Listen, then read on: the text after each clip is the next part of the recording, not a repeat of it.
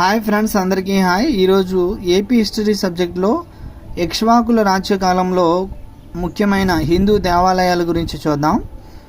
యెహోవా శాంతమూలుడు కాలంలో నిర్మితమైన హిందూ దేవాలయాలు: నందికేశ్వర ఆలయము, హారతీ దేవాలయము, నవగ్రహ కుబేర ఆలయాలు, తర్వాత కార్తికేయుని ఆలయము, కుమారస్వామి ఆలయము, పుష్పభద్రకేశ్వర స్వామి ఆలయము, అష్టభుజ నారాయణ స్వామి ఆలయము. ఇవన్నీ కూడా యెహోవా శాంతమూలుడు కాలంలో నిర్మితమైన హిందూ దేవాలయాలు. తర్వాత మనం చూసినట్లయితే ఉపాసిక బోధిశ్రీ కట్టడాలు, చూలదమ్మగిరి కొండపై బౌద్ధ విహారము, చైత్యము, పాపిల వద్ద విహారాలు, బోధి వృక్షం చుట్టూ ప్రాకారము, వేదిక. ఇవన్నీ కూడా ఇక్ష్వాకుల కాలంలో నిర్మితమైన హిందూ దేవాలయాలుగా చెప్పవచ్చు.